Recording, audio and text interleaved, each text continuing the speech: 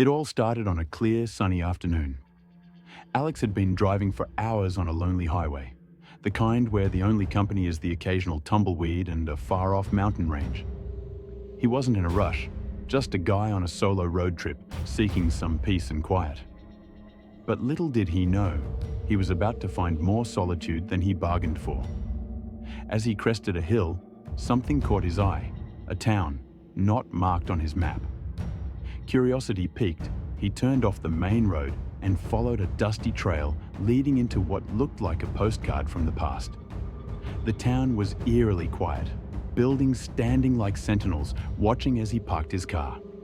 The sign at the entrance read, "Welcome to Stillwater, population 0. Alex chuckled to himself. A ghost town, cool.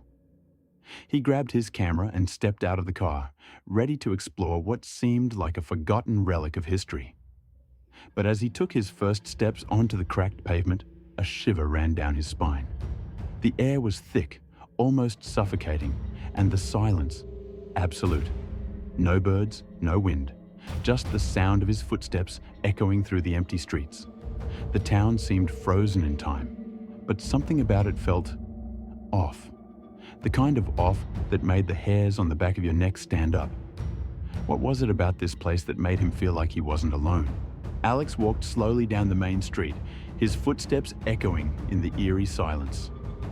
The buildings on either side looked like they had been abandoned in a hurry. Windows left open, doors slightly ajar. Dust had settled thickly on everything, but there were no signs of decay, no overgrown weeds, no collapsed roofs. It was as if time had simply stopped. He stepped up to what looked like an old general store. The wooden door creaked as he pushed it open, the sound cutting through the thick, unnatural quiet. Inside, shelves stood fully stocked. Canned food, bottled water, even a few newspapers dated 20 years ago. Everything was untouched, like a store frozen in time.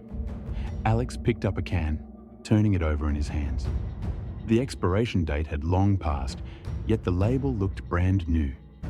A chill ran down his spine. Then he saw it. Near the counter, a chair lay on its side, as if someone had left in a hurry.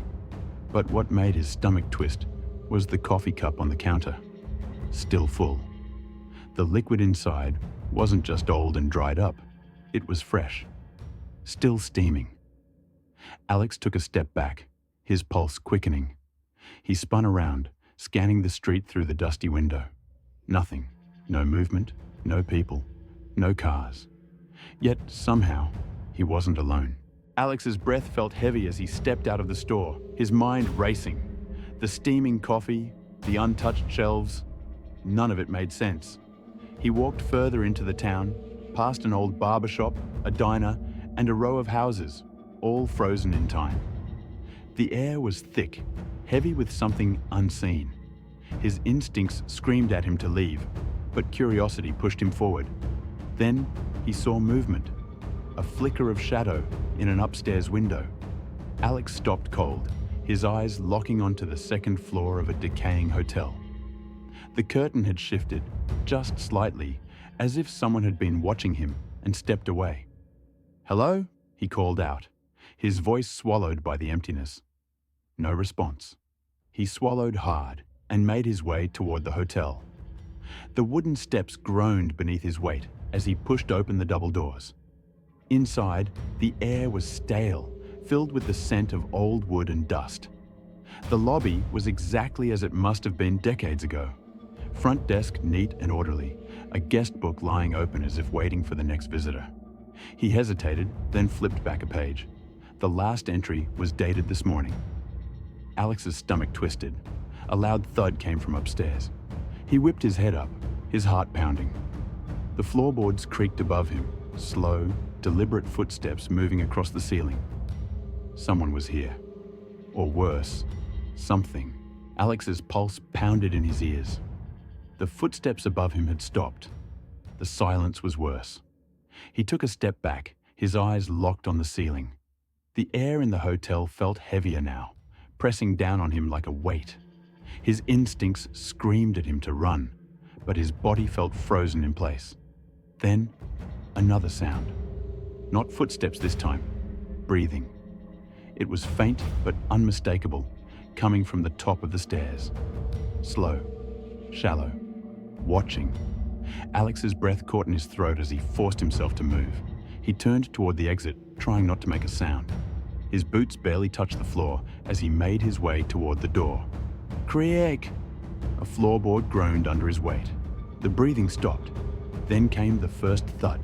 A single, deliberate step from the second floor. Then another, and another.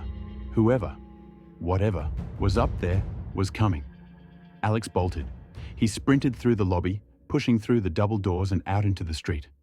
His heart hammered in his chest as he turned back toward the hotel. The doorway was empty. No one had followed. But then, from one of the second-floor windows, the curtain snapped shut. Alex didn't wait. He ran. Down the empty street, past the frozen-in-time stores and houses, back toward his car. The air was thick, his lungs burning, but he kept running. As he reached his vehicle, fumbling for the door handle, a sound sent ice through his veins. Footsteps, not behind him, not from the hotel, from everywhere. The silent town was silent no more. Alex's hands trembled as he yanked the car door open and threw himself inside.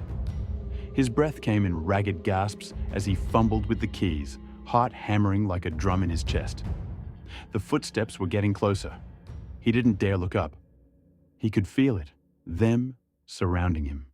Shadows shifting at the edges of his vision, silent figures just out of focus. The key finally slid into the ignition. He turned it. Click. Nothing. Alex cursed, trying again. Click. Click. The engine refused to turn over. A tap. Software barely audible, right outside his window. Slowly, against every screaming instinct in his body, he turned his head. A face stared back. But it wasn't a person.